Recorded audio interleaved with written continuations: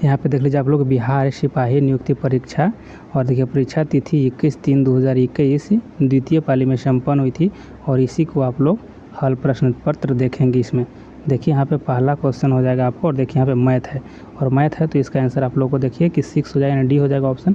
तो इसको देखिए हम स्लो मोशन में बढ़ा रहे हैं, आप लोग इसको अच्छे से देख लीजिएगा या वीडियो को रोक करके देखिएगा। और यहाँ पे 2 नंबर देख लेते हैं कि वेगनर मानते थे कि कभी पृथ्वी के सभी महाद्वीप एक विशाल स्थलखंड का भाग थे। वेगनर ने इस बृहद महाद्वीप को डैश नाम दिया, तो क्या दिया, तो देखिए पैंजिया दिया, ऑप्शन बी हो जाएगा। और इसके बारे में डिटेल्स देख लेते हैं। देखिए वर्ष 1912 ईस्वी में वेगनर ने महाद्वीप विस्थापन सिद्धांत दिया। यहाँ पे अल्फ्रेड वेगनर का मानना है कि महाद्वीपीय क्रस्ट की उत्पत्ति के समय एक बृहद महाद्वीप पैंजिया यानी संपूर्ण पृथ्वी का निर्माण हुआ। पैंजिया के चारों ओर विस्तृत जलीय भाग पैंथालासा यानी जल ही जल था। आगे देख लेते हैं कि पैंजिया के मध्य में एक उथला एवं एक संकीर्ण महासागर तेथिस सागर था। और यहाँ पर देख लेते हैं कि कार्बोनिफेरस युग से पहले तक सभी महाद्वीप पैंजिया के रूप में जुड़े हुए थे, और 1967 ईस्वी में मैकेंजी, मॉर्गन और पार्कर ने पूर्व के उपलब्ध विचारों को यहाँ पे सम्मिलित कर प्लेट विवर्तनिकी सिद्धांत का प्रतिपादन किया। और वेगनर जर्मन के मौसम वैज्ञानिक थे, और भू संतुलन शब्द का प्रयोग क्लैरेंस डटन ने। यहाँ पर देख लेते हैं 3 का कि निम्न में से किसने सांप्रदायिक पंचाट की घोषणा की, तो किसने, तो ऑप्शन सी के द्वारा किया गया था, यानी मैगजे।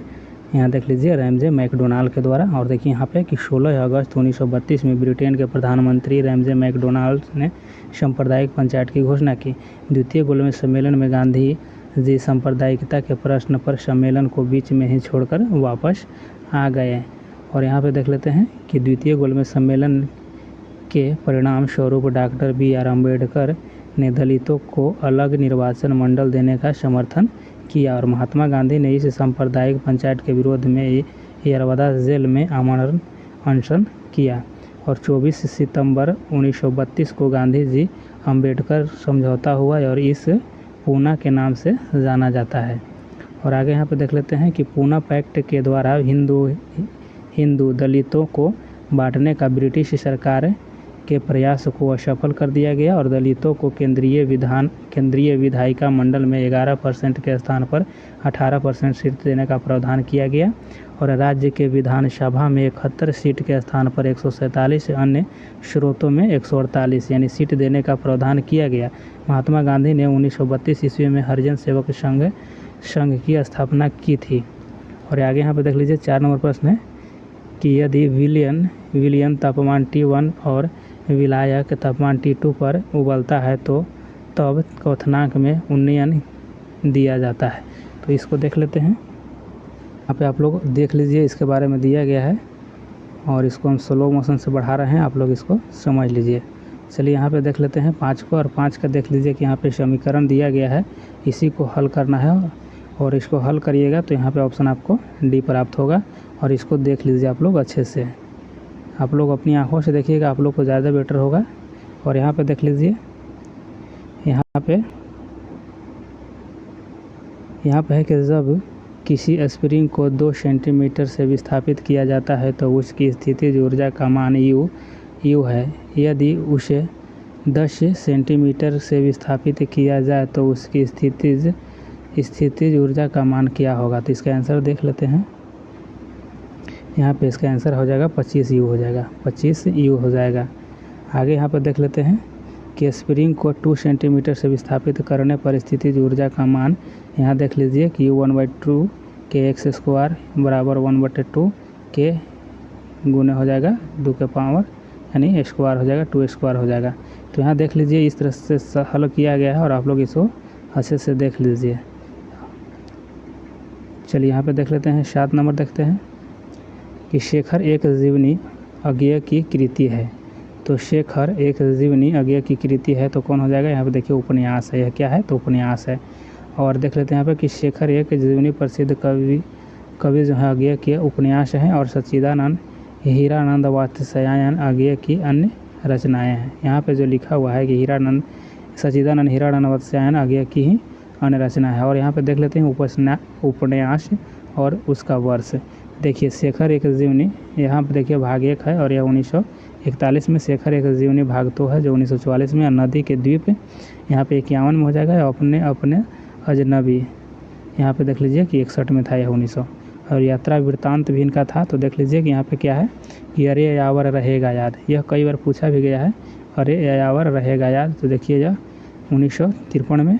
और एक बूंद सहसा उछली, यहाँ पे देख लीजिए 1960 में यह प्रकाशित किया गया था। और देखिए निबंध संग्रह भी इनका है। तो निबंध के बारे में भी देख लीजिए यहाँ पे कि शबरंग त्रिशंकु है, फिर अत्य मेनपद है, और यहाँ पे लिखी कागज कोरे हो जाएगा। और यहाँ पे देखिए संपादित ग्रंथ भी इनका है कि तार सप्तक है, दूसरा सप्तक और तीसरा सप्तक है। चलिए आगे यहाँ पे देख लेते हैं। देखिए 8 नंबर देख लेते हैं कि अदिश राशि के संदर्भ में कौन सा कथन सत्य है। तो यहाँ पे ऑप्शन डी हो जाएगा कि अदिश राशि का मान अक्षों के सापेक्ष अभिविन्यास पर आश्रित नहीं होते हैं। और इसके बारे में थोड़ा सा डिटेल्स देख लीजिए कि कथन 1 में है कि अदिश राशि किसी प्रक्रिया में सदैव आरक्षित रहती है। गलत है, क्योंकि अप्रत्याशित संघट्य में गतिज ऊर्जा संरक्षित नहीं रहता है। कथन 2 में देख लीजिए कि अदिश राशि कभी ऋणात्मक नहीं होता है। यह गलत है, जैसे तापमान का मान ऋणात्मक हो सकता है। कथन 2 में लिखा है कि अदिश राशि विमाहीन होती है, जो कि गलत है, जैसे यहाँ पे चाल गति ऊर्जा की विमा LT-1 एवं ML2T-2 होता है। और यहाँ पे आगे देख लेते हैं कि वह भौतिक राशि जिसका परिणाम एवं मात्रक दोनों यानी होता है। यहाँ देखिए कि वह भौतिक राशि जिसका परिमाण एवं मात्रक होता है अदिश राशि कहलाता है। जैसे दूरी, समय, दाब, तापमान, यह जो है ना आपको सभी अदिश राशि है। और यहाँ पे देख लीजिए कि वह भौतिक राशि जिसका परिमाण एवं दिशा दोनों होता है सदिश राशि कहलाता है। जैसे बल, आघूर्ण, बल, संवेग और वेग हो जाएगा, ये सभी सदिश राशि है। चलिए आगे 9 नंबर में देख लेते हैं कि निम्नलिखित में से जापान का महत्वपूर्ण सूती वस्त्र उत्पादन केंद्र है। तो यहाँ पे हो जाएगा ओसाका हो जाएगा, ऑप्शन ये हो जाएगा। देख लीजिए आगे कि ओसाका को जापान का मैनचेस्टर भी कहा जाता है। मैनचेस्टर ब्रिटेन का प्रसिद्ध सूती वस्त्र केंद्र है। और उत्तर भारत का मैनचेस्टर कानपुर को कहा जाता है। और दक्षिण भारत का मैनचेस्टर कोयम्बटूर को कहा जाता है। और भारत का मैनचेस्टर या बोस्टन जो है वह अहमदाबाद को कहा जाता है। आगे यहाँ पर देख लीजिए कि भारत में सूती वस्त्र की राजधानी मुंबई को कहा जाता है। और भारत का प्राचीनतम उद्योग सूती वस्त्र उद्योग है। और कृषि पर आधारित सबसे बड़ी भारत में उद्योग सूती वस्त्र उद्योग है। 10 नंबर में देख लेते हैं कुतुबुद्दीन ऐबक ने किसे बंगाल का गवर्नर प्रशासन यानी नियुक्त किया। तो किसे किया था, तो देखिए अली मर्दान हो जाएगा, अली मर्दान को नियुक्त किया था। इसके बारे में देख लीजिए कि बख्तियार खिलजी की मृत्यु के बाद अली मर्दान को बंगाल का गवर्नर बनाया गया था। और आगे इसमें देख लेते हैं कि देखिए यहाँ पर कि बख्तियार खिलजी को बिहार बंगाल क्षेत्र मुस्लिम राज्य का संस्थापक माना जाता है। और भारत में मुस्लिम राज्य का संस्थापक मोहम्मद गोरी था। 11 को देख लेते हैं कि उस गुण का चयन कीजिए जो नाभिकीय संलयन का अभिलक्षण नहीं है।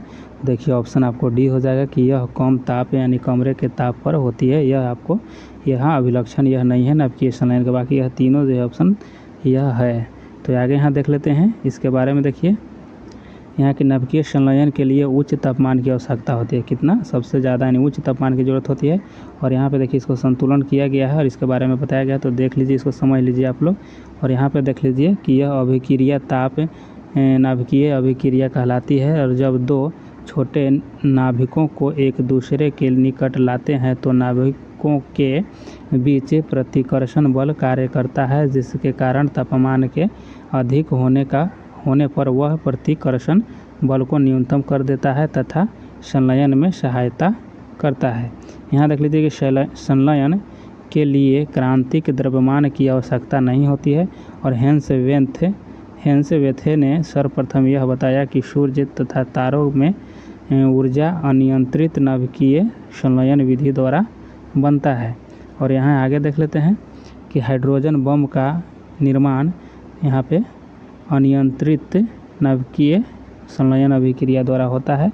और हाइड्रोजन बम का निर्माण 1952 में एडवर्ड टेलर ने किया था। और नाभिकीय विखंडन अभिक्रिया में जब धीमी गति का न्यूट्रॉन भारी या अस्थायी नाभिक पर आघात करता है तो वह 2 भागों में टूट जाता है और 3 न्यूट्रॉन तथा इनमें उच्च परिमाण में ऊर्जा उत्पन्न होती है। और यहाँ पे देख लीजिए, इसके बारे में देखिए कि क्या क्या इसमें रहता है जो, और यहाँ किस तरह से होता है जो यहाँ दिया गया है। और यहाँ देख लीजिए, नाभिकीय रिएक्टर नियंत्रित नाभिकीय विखंडन एवं परमाणु बम का निर्माण अनियंत्रित नाभिकीय विखंडन अभिक्रिया पर आधारित है।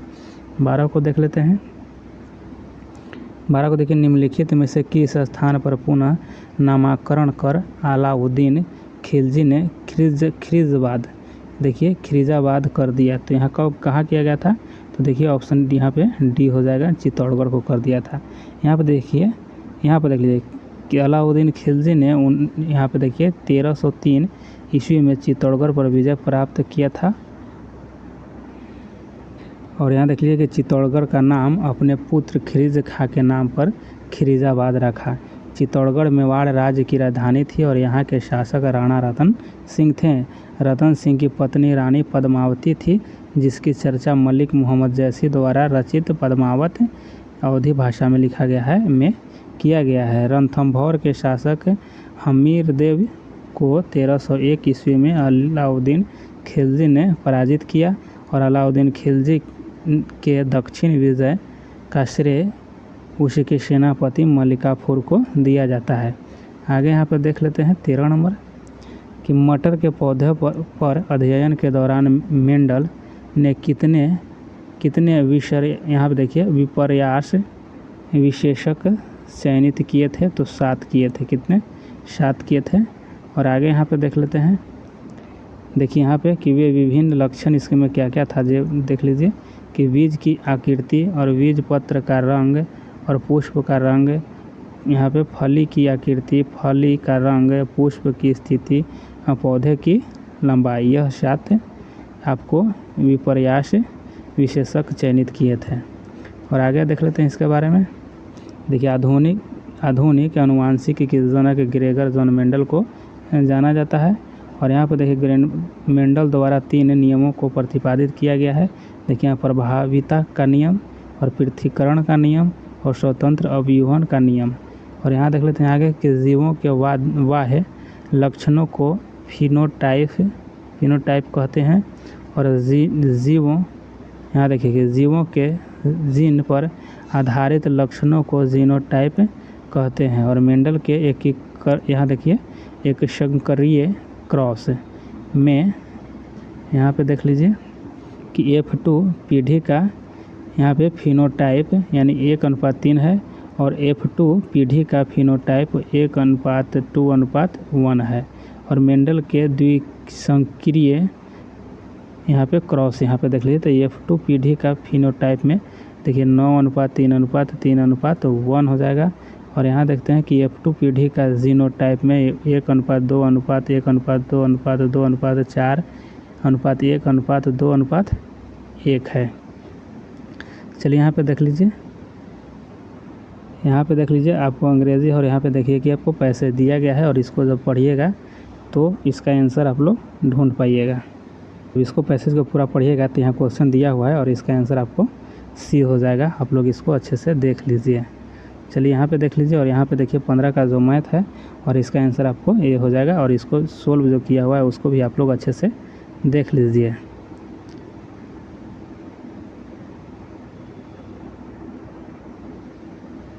यहाँ पर भी उसी का है और यहाँ पे पूरा सोल्व किया हुआ आप लोग को किया गया है, इसको देख लीजिए अच्छे से। चलिए 16 नंबर देख लेते हैं कि कौन सा कथन बिहार विधानसभा की लोक लेखा समिति के संबंध में सही है?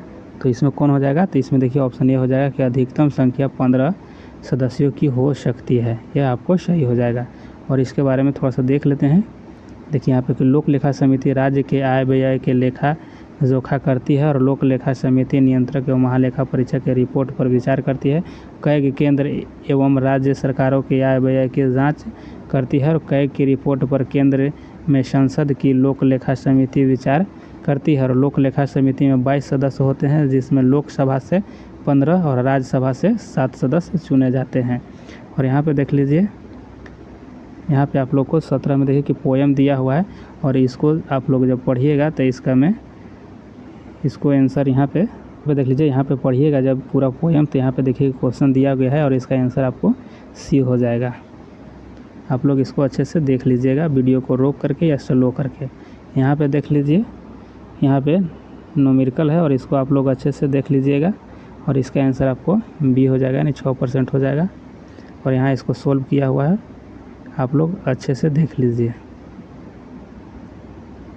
यहाँ पे देख लीजिए कि किस वर्ष में श्री नीतीश कुमार प्रथम बार बिहार के मुख्यमंत्री बने थे, तो किस वर्ष बने थे, तो यहाँ पे हो जाएगा, इसको सी हो जाएगा, यानी कि 2000 में बने थे। यहाँ पे देख लीजिए कि नीतीश कुमार प्रथम बार केवल 7 दिनों के लिए 3 मार्च से 10 मार्च 2000 तक मुख्यमंत्री रहे, परंतु बहुमत नहीं होने के कारण त्यागपत्र देना पड़ा। नीतीश कुमार 8वीं बार बिहार के देखिए 37वें मुख्यमंत्री के रूप में 10 अगस्त 2022 को शपथ ग्रहण किए हैं।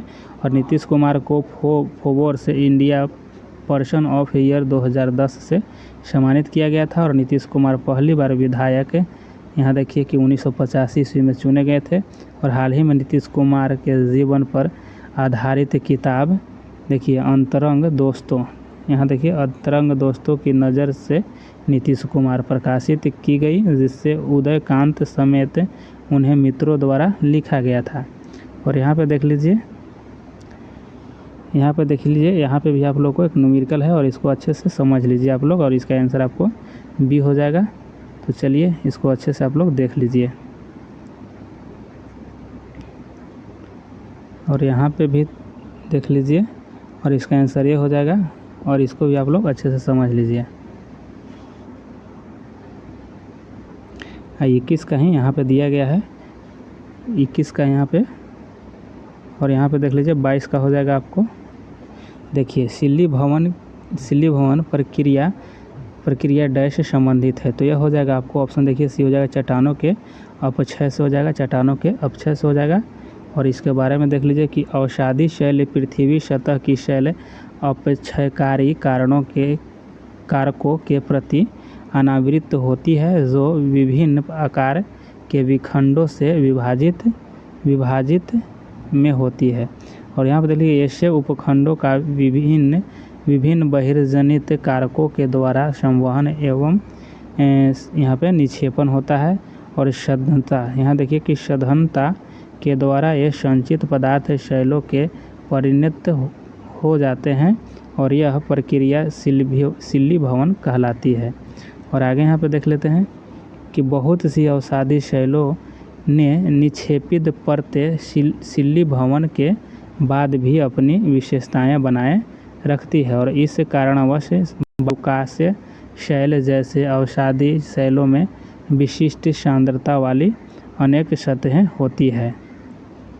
और आगे इसमें देख लीजिए,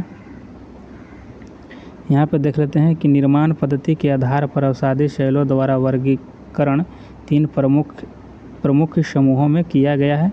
देखिए यांत्रिक, यहाँ देखिए यांत्रिक के रूप में निर्मित जैसे हो गया बालुकाशीय, पिंडशिला हो जाएगा, चूना प्रस्तर हो जाएगा, शैल, और विमिद्रा हो जाएगा,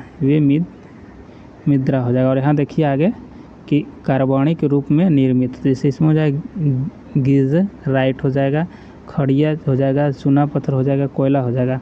और यहाँ रासायनिक रूप में निर्मित देखिए जैसे श्रृंग प्रस्तर हो जाएगा, हेलाइट आदि हो जाएगा। और आगे यहाँ 23 में देख लेते हैं कि भारत निर्माण योजना का निम्न में से कौन सा घटक नहीं है, तो कौन सा नहीं हो जाएगा, तो यहाँ देखिए कृषि विपणन हो जाएगा।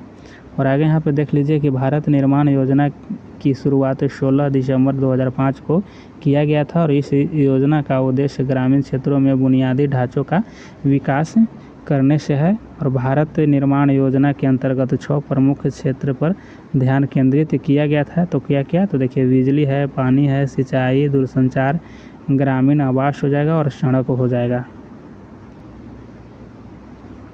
24 को देख लेते हैं कि अभिक्रिया को संतुलित करने के लिए निम्न में से किसका प्रयोग किया जा सकता है। तो देखिए यहाँ पे दिया गया है और यहाँ पे इसका संतुलन किया गया है। तो इसको देख लीजिए कि ऑप्शन ये हो जाएगा अल्फ़ा पार्टिकल हो जाएगा, अल्फ़ा पार्टिकल हो जाएगा यहाँ पे।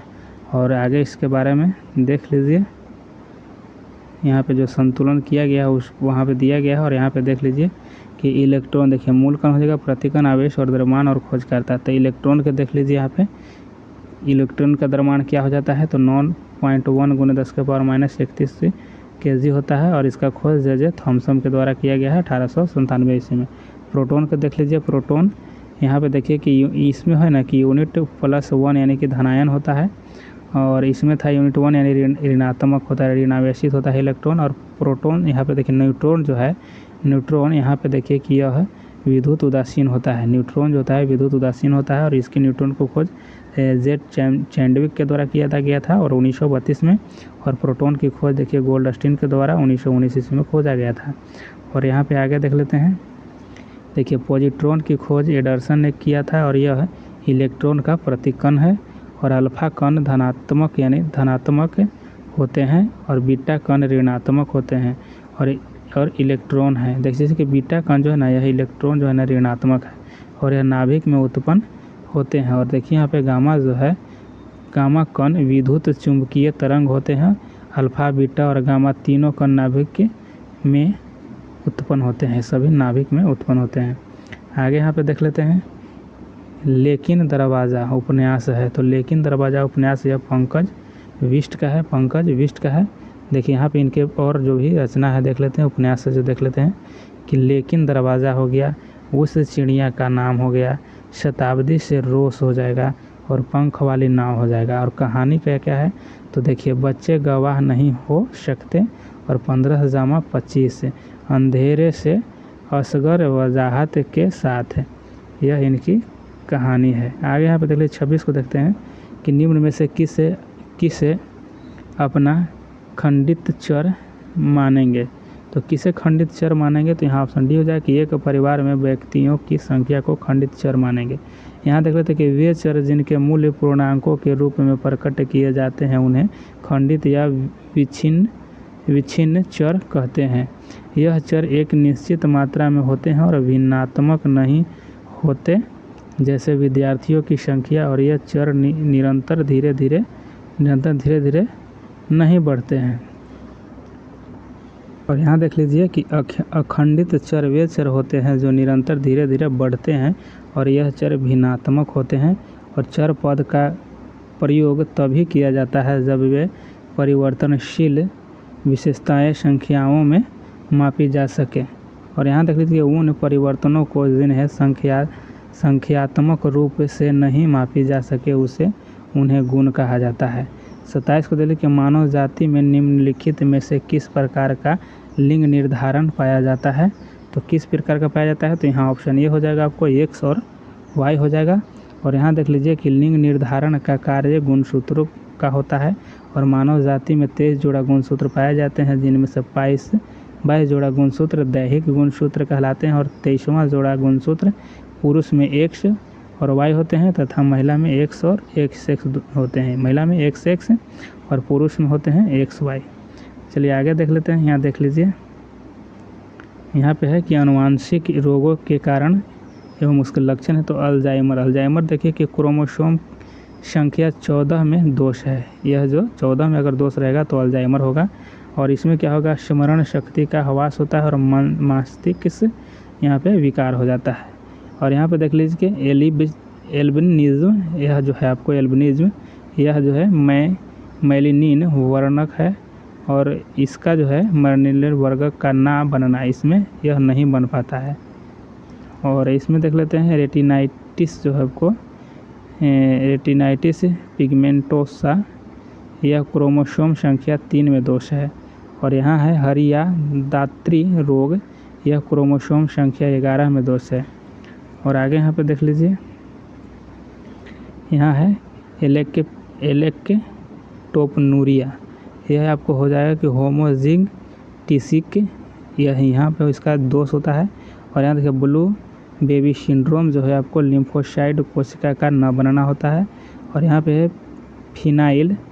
फिनाइल कीटोनुरिया, यह जो है आपको कि देखिए फेनिल एलानिन का टायरोसिन में न बदलना हो जाएगा।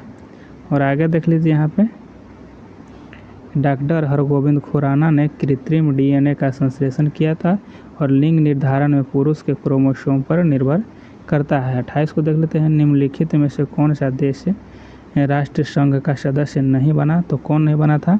तो ऑप्शन ए हो जाएगा संयुक्त राज्य अमेरिका हो जाएगा। और इसके बारे में देख लेते हैं कि राष्ट्र संघ की स्थापना 10 जनवरी 1920 ईस्वी को किया गया और राष्ट्र संघ का मुख्यालय जेनेवा में स्थित है। और राष्ट्रीय संघ की स्थापना पेरिस शांति सम्मेलन का एक महत्वपूर्ण परिणाम था और राष्ट्र संघ में शामिल होने के लिए अमेरिका के कांग्रेस यानी संसद ने अनुमति नहीं दी थी। और यहाँ देखते हैं राष्ट्र संघ की स्थापना में अमेरिका के राष्ट्रपति वुडरो विल्सन का योगदान सर्वाधिक था और राष्ट्र संघ की असफलता का एक बड़ा कारण इसमें जो था यूएसए का शामिल न होना। और यहाँ देखिए वर्साई की संधि और तानाशाह का शासक के कारण भी राष्ट्र संघ के पतन का कारण बना। जर्मनी, जापान, इटली, स्पेन आदि देश भी इसका कारण रहे। और यहाँ पे देख लीजिए इंग्लिश दिया हुआ है और अंग्रेजी आप लोग पढ़िएगा, इसका आंसर सी हो जाएगा। और आगे देख लेते हैं 30 में भी, तो 30 में भी देख लीजिए इसका आंसर ये हो जाएगा। और इसको आप लोग अच्छे से समझ लीजिए अपने से ही पढ़ करके। यहाँ पे देख लेते हैं 31 को देखिए कि मुंतखब उल लुबाबा का लेखक कौन था? तो कौन था? तो यहाँ देखिए खफी खां था, ऑप्शन सी हो जाएगा खफी खां। खफी खां का मूल नाम मोहम्मद हाशिम था और यह मुग़ल काल के इंडो फारसी इतिहासकार थे, इंडो फारसी इतिहासकार थे। और यहाँ पर देख लीजिए कि औरंगज़ेब अपने शासनकाल में इतिहास लिखने के लिए विरुद्ध था, फिर भी औरंगज़ेब के समय में अनेक यहाँ पे देखिए ऐतिहासिक पुस्तक लिखी गई जो फारसी भाषा में थी। इसमें ईश्वर दास नागर का यहाँ देखिए कि फतुहात ए आलमगीरी, खफी खां का यहाँ मुंतखब उल लुबाबा और मिर्ज़ा मोहम्मद काजिम का यहाँ पे आलमगीरनामा आदि लिखा गया था उन्हीं लोग के द्वारा। और यहाँ पे देखिए आप लोग को मैथ है और इसका आंसर आपको हो जाएगा सी हो जाएगा। और इसका सोल्व किया हुआ आप लोग देख लीजिए, यहाँ पे देख लीजिए वो जो सोल्व किया हुआ है उस मैथ का, तो देख लीजिए यहाँ पे। और आगे यहाँ पे देखिए कि मजदूर वर्ग की दयनीय दशा का चित्रण सूर्यकांत त्रिपाठी निराला की कौन सी कविता में हुआ है? तो किस में हुआ है? तो यहाँ पे हो जाएगा आपको डी हो गया, वह तोड़ती पत्थर में है। और यहाँ पे इसके बारे में देख लेते हैं। देखिए सूर्यकांत त्रिपाठी निराला ने वह तोड़ती पत्थर जैसे कविता में मजदूर वर्ग की दयनीय दशा का चित्रण किया है। बादल राग, देखिए बदल राग देश की आज़ादी से संबंधित कविता है। और यहाँ देखिए भिक्षुक जो है भिखारी के जीवन का चित्रण है। संध्या सुंदरी जो है प्राकृतिक चित्रण पर आधारित कविता है। और वह तोड़ती पत्थर जो है मजदूर वर्ग के दयनीय दशा का चित्रण है। और सूर्यकांत त्रिपाठी निराला का छायावादी कवि हैं। और इनके अन्य रचना भी देख लेते हैं। अनामिका हो जाएगा, राम की शक्ति पूजा हो जाएगा, जूही की कली हो जाएगा, परिमल हो जाएगा, सरोज समृद्धि हो जाएगा और बादल राग हो जाएगा। और यहाँ पे देख लेते हैं 34 का आंसर आपको हो जाएगा सी हो जाएगा। और आगे देख लीजिए यहाँ पे 35 को देख लेते हैं। 35 में है कि इंसुलिन हार्मोन में पॉलीपेप्टाइड श्रृंखलाएँ किस बंध द्वारा जुड़ी होती है? तो इसमें 35 का आंसर डी हो जाएगा। यहाँ देखिए ऑप्शन डी हो जाएगा, यहाँ पे डाई सल्फाइड बंध हो जाएगा। और इंसुलिन 2 पॉलीपेप्टाइड श्रृंखला द्वारा बना होता है और जिसमें श्रृंखला ए और बी होते हैं। श्रृंखला ए तथा श्रृंखला बी 2 डाइसल्फाइड बंध द्वारा आपस में जुड़े रहते हैं और एवं एक अतिरिक्त डाइसल्फाइड बंध श्रृंखला ए में ही पाया जाता है। और श्रृंखला ए 21 एमिनो अम्ल द्वारा तथा श्रृंखला बी 30 एमिनो अम्ल द्वारा बना रहता है। और इंसुलिन हार्मोन अग्नाशय के एक भाग लैंगर हैंस के दीपिकाओं यानी बी को देखिए के बीटा कोशिका द्वारा स्रावित होता है जो रक्त शर्करा का नियंत्रण एवं नियमन करता है। यहाँ पर देखते हैं कि अल्फा कोशिका के अग्नाशय से यहाँ पे देखिए ग्लूकागॉन हार्मोन स्रावित होता है और इंसुलिन हार्मोन की खोज बेंटिंग एवं बेस्ट ने किया था। और आगे यहाँ पे देख लेते हैं, यहाँ पे है कि यदि फोटोन की तरंगदैर्घ्य का मान यहाँ पे 2.2 × 10⁻11 मीटर है तो फोटोन के संवेग का मान होगा तो यहाँ h बराबर दिया गया 6.6 × 10⁻34 यहाँ पे जूल सेकंड दिया हुआ है। तो यहाँ पे हो जाएगा आंसर आपको सी हो जाएगा। यहाँ देख लीजिए ऑप्शन सी हो जाएगा। और यहाँ पे इसका सोल्व किया हुआ है, आप लोग इसके बारे में बताया गया है, देख लीजिए इसको।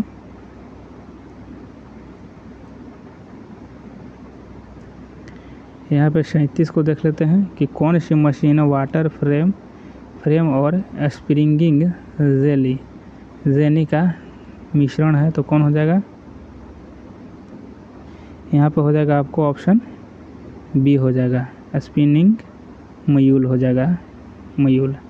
और यहाँ पे देख लेते हैं इसके बारे में कि क्रॉम्पटन ने स्पिनिंग मयूल का निर्माण 1776 ईस्वी में किया था और इसे सूत कताई में तीव्रता आई। यहाँ पे देखते हैं कि एडमंड्स कार्टराइट ने पावर लूम का आविष्कार किया और स्पिनिंग जेनी का आविष्कार जेम्स हरग्रीव्स हैं। और रिचर्ड आर्कराइट ने पानी के वाटर फ्रेम की शुरुआत की और सेफ्टी लैंप का आविष्कारक हम्फ्री डेवी ने किया और भाप इंजन का आविष्कार जॉर्ज स्टीफेंसन हैं। आगे यहाँ पे देख लेते हैं 38 का कि हरित गृह प्रभाव के बारे में कौन सा कथन सही नहीं है, तो यहाँ आपको सी हो जाएगा कि हरित गृह गैस का ज़्यादा उत्सर्जन एवं प्राकृतिक प्रक्रम है, यह आपको सही नहीं है। तो और इसके बारे में देख लीजिए। यहाँ पे देखिए हरित गृह प्रक्रिया में सूर्य से पृथ्वी तक ऊष्मा तो आ जाता है, लेकिन पृथ्वी से परिवर्तित प्रकाश को एक ग्रीन हाउस गैस पुनः परावर्तित कर पृथ्वी पर भेज देता है, जिससे पृथ्वी का तापमान बढ़ जाता है और इसे हरित गृह प्रभाव कहते हैं। हरित गृह प्रभाव की खोज यहाँ पे फ्यूरियर ने किया था। और यहाँ पे देख लीजिए कि यहाँ कैसे बनाया गया है। जैसे कहने का मतलब कि यहाँ से सूर्य से प्रकाश आ रहा है और यहाँ पे पृथ्वी पर जब आया तो यह फिर सोचता है कि बाहर निकले, तो बाहर नहीं निकलने देता है और यहाँ फिर इसको यहाँ पे पृथ्वी की ओर ही परावर्तित कर देता है। यह आपको हरित गृह प्रभाव। चलिए आगे देख लीजिए। चलिए यहाँ पे देख लेते हैं। यहाँ पे देखिए आप लोग कि असामान्य त्रिज्या की नली जिससे दो भिन्न स्थानों पर अनुप्रस्थ काट क्षेत्रफल अनुपात 1:2 में हो तो असंपीड्य द्रव के लिए नली में प्रवेश कर रहे तथा बाहर निकल रहे द्रव के वेगों का अनुपात होगा। तो इसमें आपको होगा 2:1 हो जाएगा। और यह मैथ है, आप लोग इसको अच्छे से समझ लीजिए। यहाँ पे इसका दिया गया है, डायग्राम बनाया गया है और इसको अच्छे से आप लोग समझ लीजिए। यहाँ पे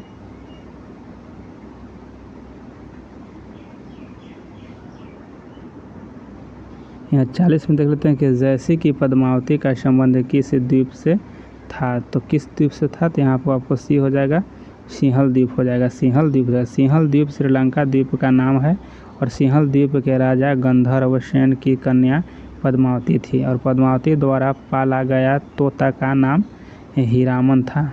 जो पाला गया था तोता उसका नाम था हीरामन था।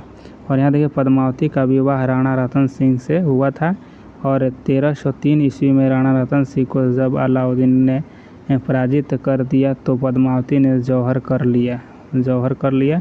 और यहाँ देख लेते हैं जौहर किसको कहता है, जैसे कि एक आग का कुंड होता था और उसी में सभी लोग कूद जाते थे आग में ही, तो उसी को जौहर कहा जाता है। और यहाँ देख लेते हैं कि पद्मावत के रचनाकार मलिक मोहम्मद जैसी हैं और पद्मावती यहाँ पे देखिए मसनवी शैली में रचित एक प्रबंध काव्य है। और यहाँ देख लेते पद्मावती पुस्तक रामचरितमानस के बाद अवधी भाषा में सबसे महत्वपूर्ण रचना है और मलिक मोहम्मद जैसी एक सूफी संत थे। आगे यहाँ पे 41 नंबर देख लेते हैं कि परजीवनी गाय रोजी के दूध में मिलने वाला प्रोटीन है तो क्या हो जाएगा, यहाँ देखिए ऑप्शन ये हो जाएगा कि मानव अल्फा लैक्ट एल्बुमिन हो जाएगा, मानव अल्फा लैक्ट एल्बुमिन हो जाएगा। और यहाँ पे देख लीजिए कि इसके 1 लीटर दूध में 2.4 ग्राम यानी 4 ग्राम प्रति लीटर यह प्रोटीन पाया जाता था। और यह 1997 में विकसित प्रथम ट्रांसजेनिक गाय है और संसार की सर्वोत्तम दूधिया नस्ल की गाय होल्स्टीन फ्रीजियन है। और प्रथम क्लोन भेड़ डॉली का निर्माण 1996 ईस्वी में रोजलिन संस्थान के यहाँ पे यान वेलमुड ने किया था। आगे 42 नंबर देखते हैं, निम्नलिखित में से कौन सा सामंतवाद का रचनात्मक पक्ष नहीं है। तो यहाँ सी हो जाएगा, अर्थव्यवस्था का विकास हो जाएगा। और इसके बारे में देख लीजिए थोड़ा सा कि सामंतवाद प्रणाली में कृषि पर आधारित अर्थव्यवस्था होता है। सामंतवाद में मुद्रा का प्रचलन कम होता है और इनमें वस्तु विनिमय प्रणाली अधिक प्रभावशाली था और केंद्रीकृत शासन प्रणाली का अभाव होता है। और यहाँ पे देखिए सामंतवादी व्यवस्था में छोटे छोटे राज्य होते थे जो आपस में संघर्षशील होते थे और सामंतवादी प्रवृत्ति में उद्योग तथा व्यापार विकसित अथवा अवस्था में नहीं होते थे। और भारत में गुप्त काल के बाद सामंतवादी प्रवृत्ति अधिक प्रबल होने लगी। यहाँ पे देख लीजिए और यहाँ पे देखिए, यहाँ पे भी आप लोगों को एक मैथ ही है, यहाँ पे दिया गया है, इसका आंसर बी हो जाएगा। और इसको अच्छे से आप लोग देख लीजिए। यहाँ पे 44 का भी देख लीजिए, 44 का भी मैथ है और इसका आंसर आपको ए हो जाएगा।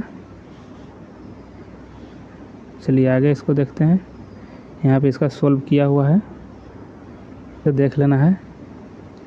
चलिए और यहाँ पे 45 नंबर देख लीजिए। 45 नंबर का आंसर आपको ऑप्शन ए हो जाएगा। आप लोग इसको अच्छे से पढ़ लीजिएगा, फिल इन द ब्लैंक्स है और इसको जहाँ पे जो फिल होगा ऑप्शन ए वाला। चलिए यहाँ पे देख लेते हैं 46 का कि मेरी वियतनाम यात्रा रचना की साहित्यिक विधा है। तो इसमें क्या हो जाएगा, ऑप्शन ए हो जाएगा। यहाँ पे देखिए संस्मरण है। और इसमें आगे देख लेते हैं कि भोला बसवंत शास्त्री का बिहार की राजनीति में महत्वपूर्ण स्थान माना जाता है और यह बिहार के एक प्रमुख स्वतंत्रता सेनानी, प्रबुद्ध पत्रकार और राजनेता थे। भोला बसवंत शास्त्री बिहार के प्रथम दलित मुख्यमंत्री थे और इन्हीं के समय 1968 में बिहार में प्रथम बार राष्ट्रपति शासन भी लगा था। और आगे यहाँ देख लेते हैं 47 नंबर देख लेते हैं। 47 में कि DNA के एकल क्षारक युग्म के परिवर्तन को कहते हैं। तो क्या कहा जाता है, सी हो जाएगा बकवास। यहाँ देखिए बकवास उत्परिवर्तन हो जाएगा, बकवास उत्परिवर्तन। और यहाँ पे है कि उत्परिवर्तन का सिद्धांत ह्यूगो डी व्रीज ने दिया था। उत्परिवर्तन 3 प्रकार के होते हैं। और यहाँ पे है देख लीजिए, आपको पहला में हो जाएगा कि बिंदु उत्परिवर्तन हो जाएगा। और इसको देख लेते हैं कि बिंदु यहाँ पे म्यूटेशन में क्या होता है, पॉइंट म्यूटेशन। तो इसमें क्या होता था कि इसमें एक क्षारक का विस्थापन होता था। और यहाँ मिसेंस म्यूटेशन, इसमें एक DNA बेस पेयर में परिवर्तन होता था। और यहाँ पे नॉनसेंस म्यूटेशन, इसमें एक एकल जो है DNA बेस पेयर में परिवर्तन होता है।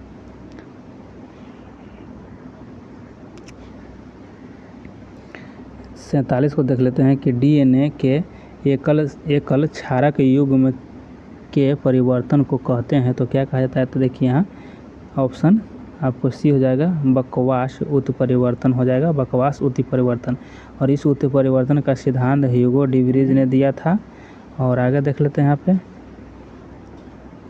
यहाँ पे है आप लोग 48 को कि बिहार राज्य में वर्ष 2016 से 17 में नकदी फसलों की श्रेणी के अंतर्गत कौन सी फसल सबसे अधिक क्षेत्र में उगाई गई तो कौन हो जाएगा, तो यहाँ पे देख लीजिए ईख हो जाएगा, ऑप्शन ए हो जाएगा, ईख हो जाएगा। और आगे इसके बारे में देख लीजिए, यह तो उस समय की बात है, लेकिन अभी वर्तमान में देख लीजिएगा अभी। और यहाँ देख लीजिए कि नगदी फसल को व्यापारिक फसल भी कहा जाता है। और बिहार में प्रथम चीनी मिल 1904 में मढ़ौरा सारण जिला में स्थापित किया गया था। और बिहार में जूट का सर्वाधिक उत्पादन पूर्णिया जिला में होता है।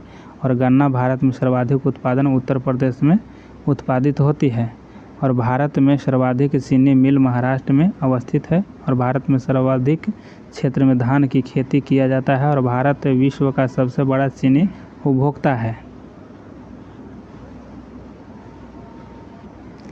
और यहाँ 49 नंबर है कि मेंडल के प्रयोग में F1 पौधे को स्वपरागित करने पर F2 पीढ़ी में लंबे एवं बौने पौधे किस अनुपात में प्राप्त हुए थे, तो किस अनुपात में हुए थे, तो यहाँ पे आपको 3:1 हो जाएगा, ऑप्शन ए हो जाएगा। और यहाँ पे देख लीजिए थोड़ा सा इसके बारे में समझ लीजिए कि यहाँ देखिए समसूत्री विभाजन में गुणसूत्र बराबर होते हैं। और अर्धसूत्री विभाजन में गुणसूत्रों की संख्या आधी होती है। और समसूत्री विभाजन केवल दैहिक कोशिकाओं में होती है। और आगे यहाँ पे देख लेते हैं 50 नंबर है कि बहुलवादी विचारधारा समर्थन करती है, तो ये आपको सी हो जाएगा ऑप्शन इसका, कि राज्य के अधिकारों को सीमित करने का है। यहाँ पे ऑप्शन सी हो जाएगा आपको।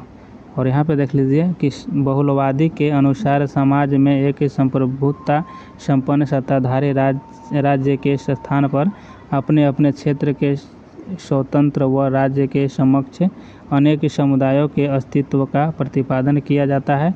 और बहुलवादी एक ऐसा समाज का संगठन है जो प्रभुता की दृष्टि से एकात्मक न होकर के संधात्मक होना चाहिए। 51 नंबर है कि निम्नलिखित में से कौन सा पुरातात्विक स्थल सिंधु घाटी सभ्यता से संबंधित नहीं है, तो इसमें ऑप्शन ये हो जाएगा, आहड़ हो जाएगा।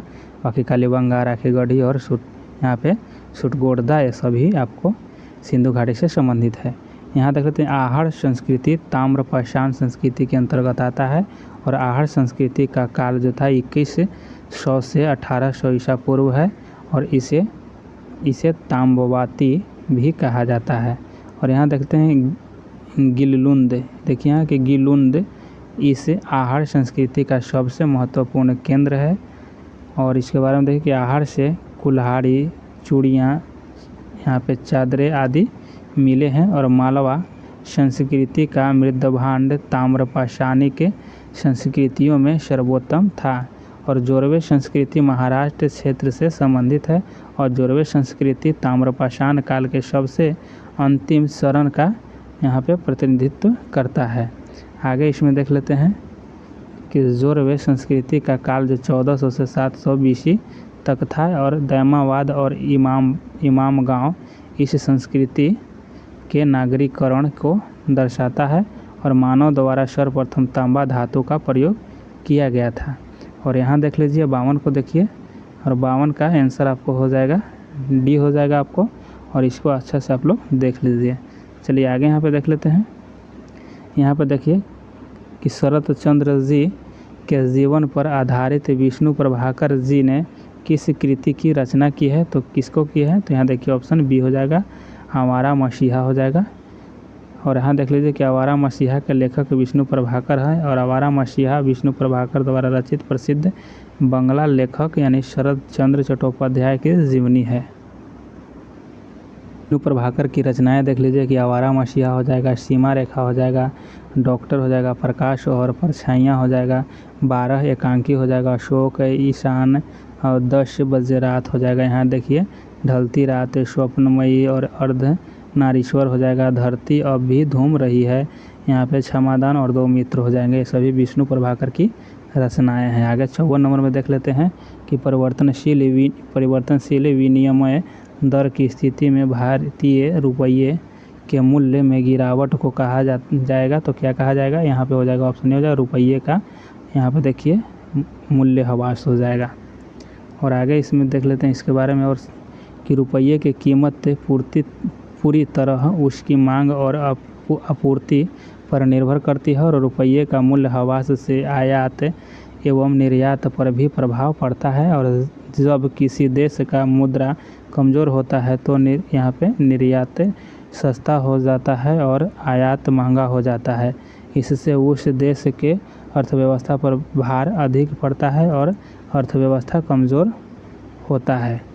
यहाँ पे देख लेते हैं कि विदेशी मुद्रा भंडारण पर भी इसका प्रभाव पड़ता है और अमेरिकी डॉलर को वैश्विक करेंसी भी कहा जाता है और इसका अंतर्राष्ट्रीय मांग अधिक है और स्वीकृति है। और अंतर्राष्ट्रीय कारोबार में भारत के ज़्यादातर व्यापार डॉलर में होते हैं और इस कारण यूएस डॉलर के आधार पर भारतीय रुपये का मूल्य जो है निर्धारित किया जाता है। अवमूल्यन के अंतर्गत विदेशी व्यापार को बढ़ावा देने के लिए सरकार द्वारा मुद्रा में मूल्य को घटा दिया जाता है। और आगे यहाँ 55 में देख लेते हैं कि निम्नांकित में से कौन सी भौतिक भूगोल की एक शाखा नहीं है। तो ये आपको देखिए कृषि भूगोल हो जाएगा, यह आपको ऑप्शन डी सही हो जाएगा इसका। और देखिए भौतिक भूगोल की शाखा देख लीजिए यहाँ पे कि भू आकृति की यहाँ पे विज्ञान हो जाएगा, जलवायु विज्ञान हो जाएगा और यहाँ पे देखिए समुद्र विज्ञान हो जाएगा, पर्यावरण भूगोल हो जाएगा, पर्यावरण भूगोल और यहाँ जैव भूगोल और मृदा भूगोल, ये सभी आपको भौतिक में आते हैं। इसको अच्छा समझ लीजिए एक बार आप लोग। और जैव भूगोल को पादप भूगोल और जंतु भूगोल में बांटा जाता है। और यहाँ देख लीजिए कि आर्थिक भूगोल की शाखा कौन कौन है। तो देखिए संसाधन भूगोल हो जाएगा, औद्योगिक हो जाएगा और कृषि और परिवहन। देखिए इसमें आर्थिक यानी कि कुछ आर्थिक मतलब क्या होता है, कुछ लेन देन यानी कि आर्थिक मतलब रुपया से संबंधित है।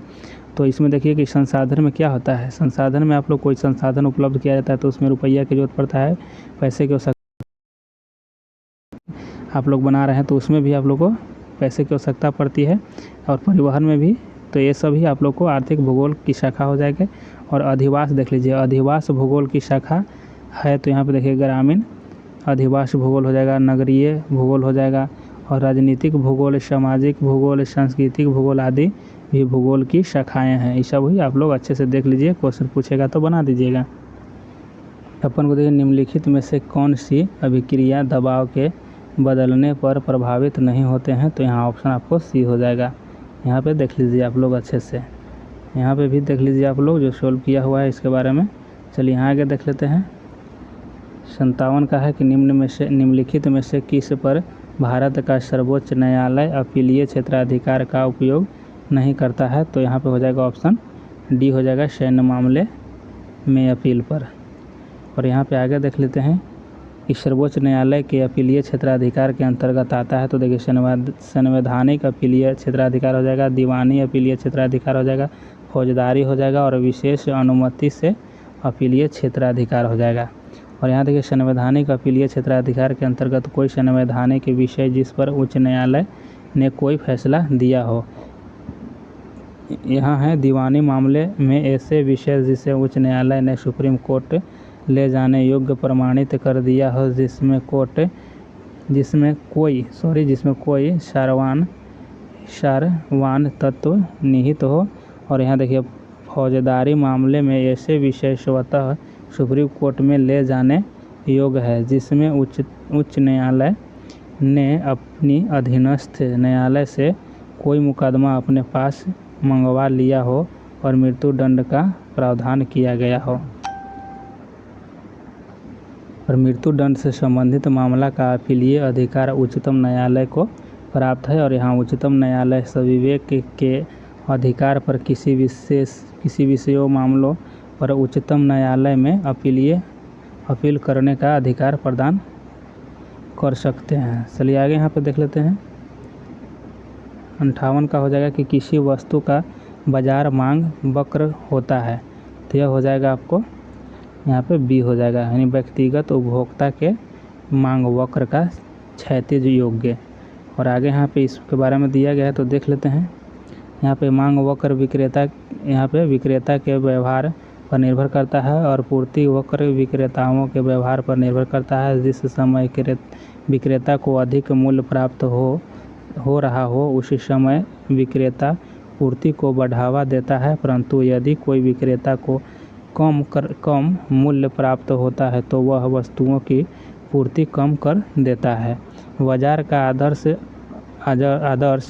अवस्था है जहां क्रेता और विक्रेता के बीच प्रतिस्पर्धा हो जाता है। और यहाँ देखिए कि बाजार वक्र किसी भी समय बाजार में मांग व आपूर्ति पर निर्भर करता है और बाजार मूल्य मांग एवं पूर्ति के हिसाब से बदलती रहती है। और यहाँ पे देख लीजिए कि लता का कोई भी गाना लीजिए जो उसमें 100% यह मौजूद मिलेगा। तो क्या मिलेगा? तो यहाँ से गन पान मिलेगा। आगे देख लीजिए इसके बारे में, देखिए कि लता मंगेशकर, देखिए यहाँ पे देखिए दिए गए अनुच्छेद कुमार गंधर्व द्वारा रचित भारतीय गायिकाओं में बेजोर लता मंगेशकर की है। और लेखक ने कहा है कि लता का कोई भी गाना लीजिए तो उसमें लता 100% गनपान मौजूद रहेगा। और आगे यहाँ पे देख लेते हैं 60 में, देखते हैं 60 में कि फिनाइल कीटोन्यूरिया के रोगी के मूत्र में उत्सर्जित होने वाला अम्ल है। तो यहाँ हो जाएगा देखिए फिनाइल पायरुविक अम्ल हो जाएगा। ऑप्शन ए आपको सही यहाँ पे हो जाएगा। और यहाँ पे देख लेते हैं कि इसमें रुधिर में फिनाइल एलैनिन बढ़ जाता है और इसमें शरीर में प्रतिक्रियाओं द्वारा फिनाइल एलैनिन फिनाइल पायरुविक अम्ल में बदल जाता है जो मूत्र द्वारा बाहर निकलता है। और इसके कारण बच्चे में अल्पबुद्धिता हो जाता है और यहाँ बच्चों की वृद्धि बाधित हो जाती है तथा मूत्र पसीना बदबूदार हो जाते हैं। और यहाँ पे रंजकहीनता में मानव की त्वचा एवं बालों में यहाँ पे मेलानिन की कमी हो जाती है। 61 में हो जाएगा कि राज्यसभा के सभापति और उपसभापति की अनुपस्थिति में सदन की अध्यक्षता कौन करता है? तो देख लीजिए यहाँ पे सी हो जाएगा कि उप अध्यक्षों का पैनल का कोई एक सदस्य करता है। ऑप्शन यहाँ पे सी हो जाएगा।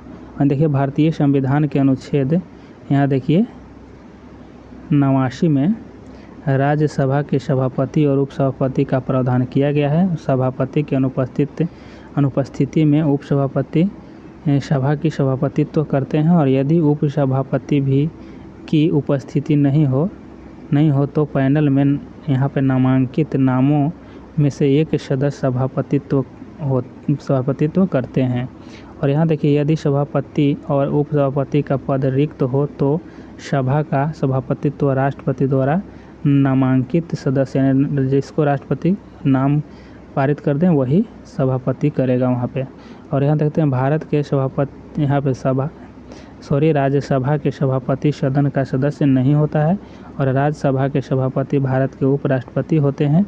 और राज्यसभा के सभापति अपना त्याग पत्र राष्ट्रपति को देते हैं और राज्यसभा के सभापति निर्णायक मत दे सकते हैं। और यहाँ पे 62 को देख लेते हैं कि ऑक्सीजन के एक अणु का द्रव्यमान है। तो यहाँ पे हो जाएगा ऑप्शन बी हो जाएगा। देखिए यहाँ पे 32 ग्राम हो जाएगा। चलिए आगे यहाँ पे देख लेते हैं यहाँ पे कि क्या आप पुनर्जन्म में विश्वास करते हैं? तो यहाँ 63 है और 63 का आंसर आपको सी हो जाएगा। चलिए आगे देख लेते हैं यहाँ पे 64 देख लेते हैं कि ग्रहों की गति के केपलर के नियमानुसार, तो इसका आंसर आपको सी हो जाएगा। किसी भी ग्रह को सूर्य से मिलाने वाली रेखा समान समय अंतराल में समान क्षेत्रफल तय करती है। यहाँ पे देख लेते हैं कि केपलर ने 1609 में 2 नियम तथा 1615 में तीसरे नियम दिए। और इस नियम के अनुसार देख लेते हैं कि प्रत्येक ग्रह सूर्य के चारों तरफ दीर्घवृत्ताकार कक्षा में चक्कर लगाता है जिसके एक फोकस पर सूर्य स्थित रहता है। चलिए आगे यहाँ पर देख लेते हैं और इसको आप लोग थोड़ा सा देख लीजिएगा, देखना चाहेंगे तो। चलिए यहाँ पे देख लेते हैं 65 को कि शक्ति निर्भर करती है। तो यह आपको हो जाएगा ऑप्शन सी हो जाएगा। देखिए ये आपको इसमें तीनों हो जाएगा, कीमत स्तर पर और अर्थव्यवस्था में उत्पादक क्षमता पर और यहाँ लागत के स्तर पर हो जाएगा, यानी तीनों इसमें सही हो जाएगा।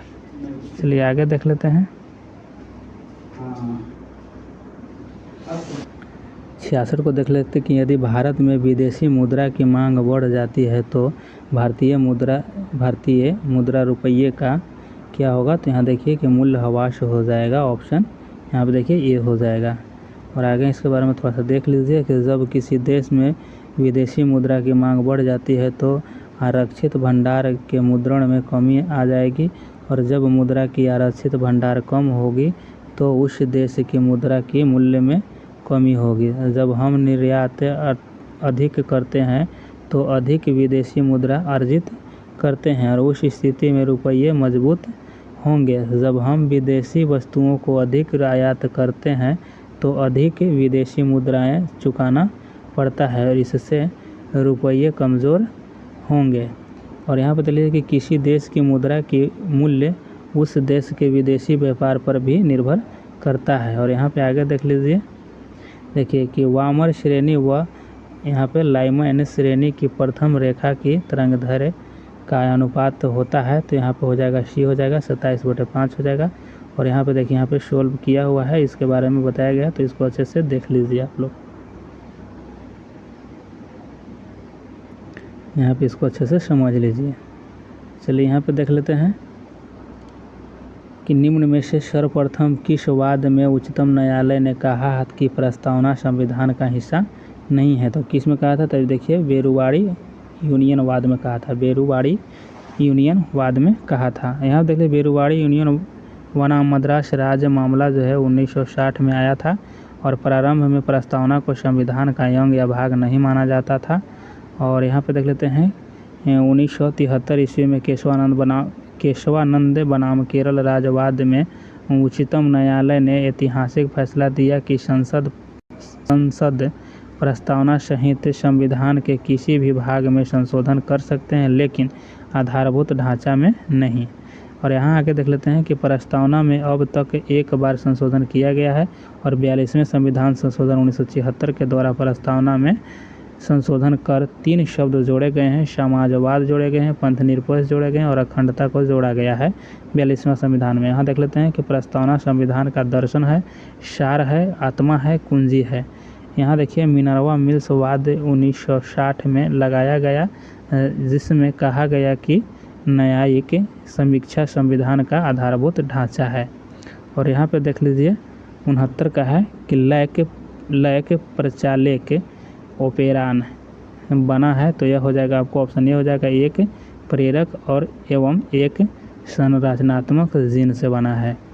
और इसके बारे में थोड़ा सा यहाँ पे देख लीजिए कि एक यहाँ पे देखिए यह एक प्रेरक तंत्र के रूप में रहता है और ई कोलाई में ऊर्जा उत्पादन हेतु लैक्टोस के विघटन के लिए 3 एंजाइमों की आवश्यकता होती है। और यहाँ पे बी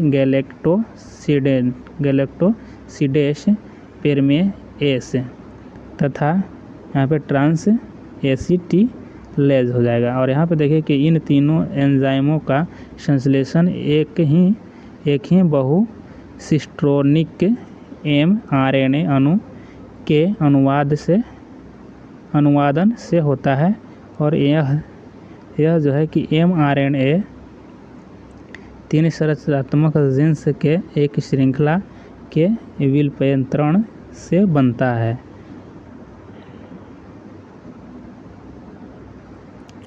सत्तर में किस वर्ष में राष्ट्रीय जनसंख्या नीति NPP लागू की गई, तो कब किया गया था, तो यह देखिए फरवरी 2000 में किया गया था। अटल बिहारी वाजपेयी द्वारा 2000 में राष्ट्रीय जनसंख्या नीति लाया गया और जनसंख्या स्थिरीकरण कोष की स्थापना 2000 ईस्वी में किया गया।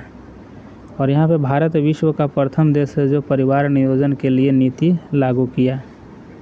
आगे यहाँ पे देख लेते हैं 71 का कि किसी वस्तु का तापमान 10 मिनट में 80 डिग्री सेल्सियस से 40 डिग्री सेल्सियस हो जाता है। यदि परिवेश का तापमान 25 डिग्री सेल्सियस है तो उस समय का परिकलन कीजिए जिससे में उसका ताप 95 डिग्री से 55 डिग्री हो जाए। तो यहाँ हो जाएगा ऑप्शन बी हो जाएगा 7 मिनट हो जाएगा। और यहाँ पे दिया गया है, इसके बारे में सोल्व किया गया है, तो इसको अच्छे से देख लेना है। 72 को देख लेते हैं कि पृथ्वी की उत्पत्ति के संबंध में निहारिका परिकल्पना का प्रतिपादन किसने किया, तो यहाँ देखिए इमैनुअल कांट। यहाँ पे ऑप्शन ए हो जाएगा। यहाँ पे कांट ने वायव्य राशि परिकल्पना यहाँ पे 1755 में दिया। इन्होंने इसका प्रतिपादन न्यूटन के गुरुत्वाकर्षण के नियमों के आधार पर किया था। और इसके बारे में देख लीजिए कि इस सिद्धांत के अनुसार छोटे छोटे कण मिलकर बड़े पिंडों तथा बड़े बड़े पिंड मिलकर विशाल पिंडों में परिवर्तित होने लगते हैं। अतः विशाल गैलेक्सी पिंड निहारिका की उत्पत्ति हुई। फ्रांसीसी विद्वान यहाँ पे लाप्लास ने 1796 ईस्वी में निहारिका परिकल्पना को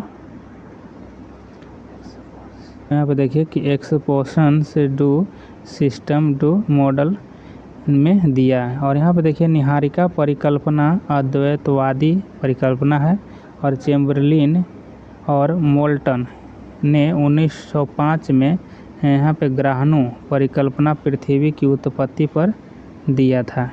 और यहाँ देख लेते हैं कि ग्रहाणु परिकल्पना पृथ्वी की उत्पत्ति पर द्वैतवादी परिकल्पना है और जेम्स जीन और जेफरी ने जवारीय परिकल्पना पृथ्वी की उत्पत्ति पर दिया। और ऑटो सिम्ड की अंतरात्मक यहाँ पे देखिए अंतरात्मक धूल परिकल्पना पृथ्वी की उत्पत्ति से संबंधित है। और 73 को देख लेते हैं कि निम्नलिखित में से कौन सी भूषण कवि की रचना नहीं है। तो कौन सी भूषण की कवि की रचना नहीं है, तो यहाँ पे देखिए ऑप्शन डी हो जाएगा कुशल विलास हो जाएगा। चलिए आगे यहाँ पे देख लीजिए, यहाँ कवि देखिए कवि देव की अन्य रचनाएं देख लीजिए। और यहाँ पे देख लीजिए कि भाव विलास हो जाएगा, कुशल विलास हो जाएगा, प्रेम चंद्रिका हो जाएगा, सुजान विनोद हो जाएगा और भवानी विलास हो जाएगा, रस विलास और सुजान रमणी और सुख सागर, ये सभी कवि देव का अन्य रचनाएं हैं। आगे देख लेते हैं,